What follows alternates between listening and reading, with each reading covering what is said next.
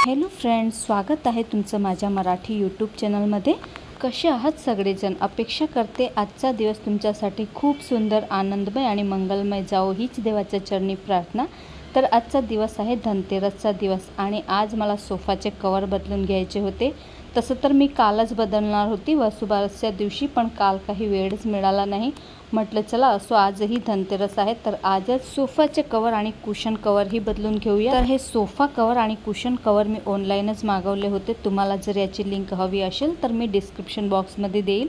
खूपच छान आहे याची क्वालिटी आणि दिसायलाही खूपच सुंदर आहे। तुम्ही बऱ्याचशा यूट्यूबरच्या घरामध्ये याला बघितलं असेल, मी सुद्धा बघितलं होतं, म्हणूनच मी मागवून घेतले आणि खूप जास्त आवडले मला। आणि जास्त महागही नाहीये, 425 रुपयाचं एक होतं, म्हणून मी 2 मागवले होते। तर अगदी परफेक्ट झालेले आहे माझ्या सोफ्यावरती, तुम्ही बघू शकता। तर तुम्हालाही हवं असेल तर लिंक देते मी डिस्क्रिप्शनमध्ये, तुम्ही चेक करू शकता। चला, खूप झाली मोठाई की या सोफा कवरची। आता हे सजावटीचाच एक भाग आहे म्हणून मी सोफाचे कवर आणि कुशन कवर बदलवून घेतलेले आहेत।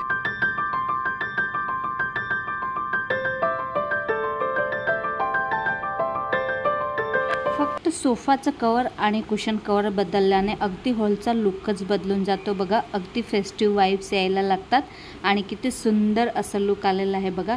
त्यानंतर लगेचच मी बाहेर रांगोळी काढायला घेतली, कारण आज धनतेरस होती आणि खूप सारी कामं होती, पूजाही मांडायची होती, संध्याकाळी गोडधोड स्वयंपाकसुद्धा करायचा होता आणि लगेच दुपारच्या वेळेतच मी रांगोळी काढून घेतली। जास्त काही मोठी काढली नाही, अगदी छोटीशी जशी मला जमेल तशीच मोबाईलमध्ये बघूनच काढली, कारण रांगोळी काढायला खूप जास्त वेळ लागतो, किमान 2 ते 3 तास तर लागूनच जातात, म्हणून मी छोटीशीच रांगोळी काढली। तरीही एवढी रांगोळी काढायला सुद्धा 2 तास तर लागलेच। आधी जेव्हा वेळ असायचा तेव्हा खूप मोठ्या मोठ्या रांगोळ्या काढत होते, पण आता एवढा वेळही राहत नाही आणि एवढी हौसही वाटत नाही मोठ्या मोठ्या रांगोळ्या काढायची। तर पहा, अशा प्रकारे मस्त छोटीशी रांगोळी काढून घेतलेली आहे। आता जेव्हा रात्री याच्यावरती दिवे ठेवले जातील तेव्हा अजूनच सुंदर दिसेल। आणि सकाळी हळदीचं लेपनसुद्धा केलं होतं आणि दारातही अशी छानशी रांगोळी काढली होती। त्यानंतर पहा, मी स्वयंपाकसुद्धा उरकून घेतला, कारण स्वयंपाकालाही सुद्धा वेळ लागतो आणि धनतेरसची पूजनही मांडायची असते।